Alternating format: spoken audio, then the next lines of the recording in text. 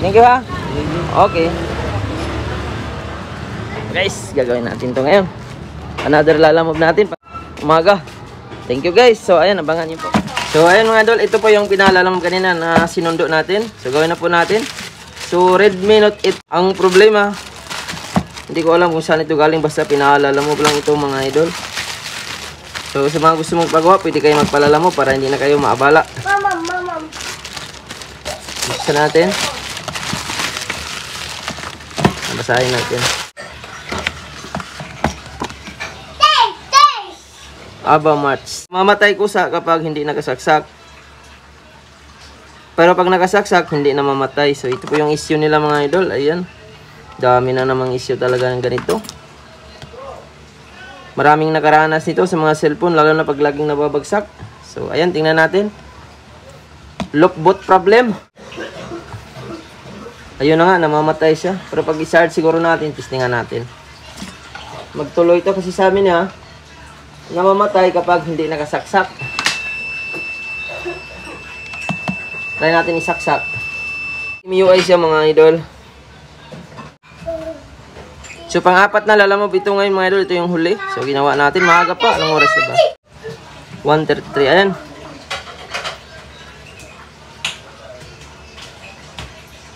So, may laman ang battery mga idol. Ayan. So, kapag try natin bunutin, kasi sabi niya, pag hindi nakasaksak, sabi rito, namamatay ko sa pag nakasaksak naman, hindi.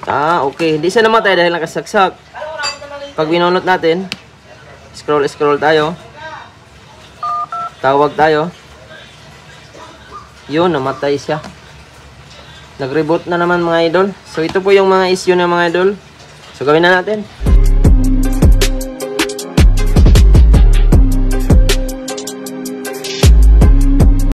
So, medyo mahirap siya iangat mga idol. So, ingat-ingatan lang din natin mag-angat. Ayan, so, pasok na sa loob.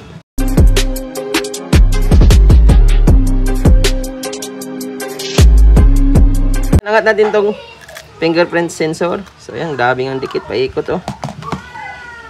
Kasi kung i-DIY mo ito mga idol at wala kang hot air, wala kang pantastas, mahirapan ka mag-angat nito. So kung gusto mo magpagawa, mag-PM ka lang mga idol. At paki-share na rin ang ating video para mapanood din ng iba. Pwede kayo mag-PM sa ating FB page mga idol. Sabihin nyo lang yung unit. Pwede rin mag-walk-in. Pwede rin magpalalamove, magpa-LBC sa mga malalayo mga idol. So yan, daming alikabok oh.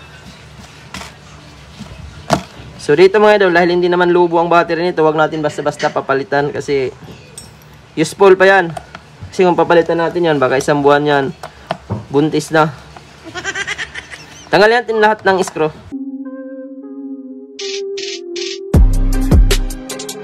Gamit tayo ng magnet para hindi maghiwalay yung mga screw. Baka pagbalik natin kung walang magnet, kulang na ang screw. Angat natin yung likod. So ito mga idol, unahin natin pagtanggal ang battery connection ha. Huwag nyo basta-basta tanggalin ang mga flex, lalo na LCD. Kapag nagawa kayo ng fuse, kasi mag-short yan kapag inunan yung LCD. Unahin nyo pagbaklas ang flex ng battery para iwas mag-short. So yun po yung unahin nyo lahat. Di bali, tanggalin nyo lahat, basta unahin nyo ito pagtanggal ang connection ng battery. So dito mga idol, pansinin nyo naman yung battery ay talagang naka-flat pa siya oh. Hindi pa siya lubo, kaya useful pa yan. Kaya ang gagawin natin, tastasin natin tong adhesive na to or yung tape. So angat natin konti. So wag nyo pwersahin mga idol kasi may positive at negative yan. Ayan, ito yung ground, ito yung positive. Ayan, may ano naman siya oh. Ngayon kapag nasobraan nyo po yan sa pag-angat, maaaring maputol ito. Isa lang ang maputol yan, matuloy yan ang cellphone. So hanapin natin yung fuse sa mga iba-ibang unit ng mga Xiaomi mga idol. Iba-iba ang pastura kung saan ang fuse. So pwede yung iba dito, yung iba dito sa gitna, yung iba dito, yung iba dito naman. So hanapin mo lang yung ganito. Yan, yung malaking ano na yan, kwadrado. So gamit tayo ng tingga. So maliit lang ito ng tingga. Kung may malaki kayong tingga, mas okay. So ayan mga idol, ikot-ikotin lang natin. So ayan, after natin ano. So gamit tayo ng soldering. Tanggalin natin mga idol. So para madali siya matanggal, gamit kayo ng 30 watts na soldering. Kung meron kayong T12 na katulad nito, madali po siya matanggal. Kaso may kamahalan nga lang, pricely siya. So hinangan mo ang mga gilid-gilid una. Ayan. Saka mo iangat. Ayan. Hinangan mo yung kabila. O, tanggal na siya kaagad. Kasi lalambot yan mga idol kapag may tingga. So ayan, ito na po yung fuse mga idol na tinanggal natin. So next step, pagdugtungan lang din natin yan. So bypass po ang tawag dito. Huwag na natin palitan kasi kung palitan natin ang fuse yan, maaaring babalik na naman ang sira kapag nababagsak. Either ganito mga paggagawa mga idol, naka-direct na siya. Hindi na yan basta-basta masira or babalik ang sira. Talagang normal na yan. Kahit mahulog-hulog mo ng malakas yan, ay hindi na po yan babalik. Ayan. So kahit ma-overcharge, pwede siya. Walang pong problema kasi marami naman tayong nagawa nito. Hindi naman lumulubo. Hanggang ngayon, gamit pa rin ng mga nagpapagawa sa atin. Ang dami na mga idol, iba-ibang unit. Vivo, Infinix, Tecno. So wala po tayo nabalitaan na lumubo ang mga battery. So nagdepende naman yan mga idol. Kahit may fuse pang battery, kung burara ka gumamit, lagi mong ino-overcharge, magdamag mong ginagamit, kahit umiinit na, naglalaro ka, maghapon, ay masisira talaga ang battery.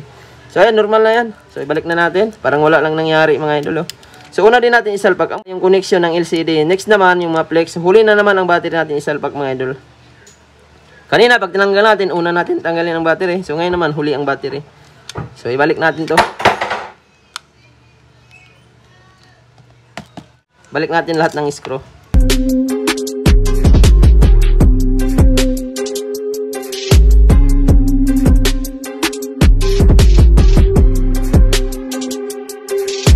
Kung wala kang experience sa paghinang, hindi mo to magawa talaga.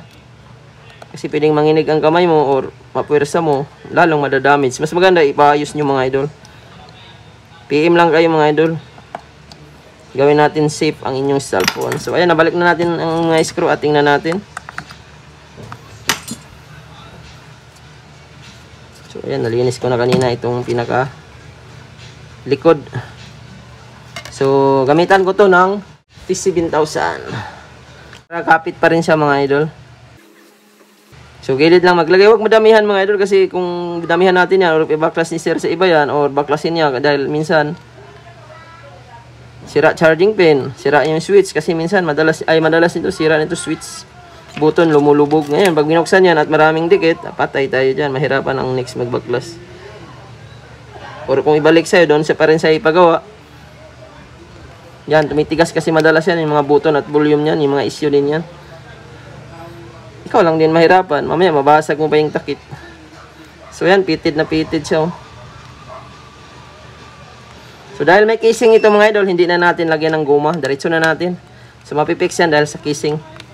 So yun na natin na walang charger dahil kanina, according doon sa nakasulat, ayan, namamatay kusa pag nakasaksak, hindi naman, o diba? Namamatay ng kusa kapag hindi nakasaksak. So ngayon na ito mga idol, iyon natin na hindi nakasaksak.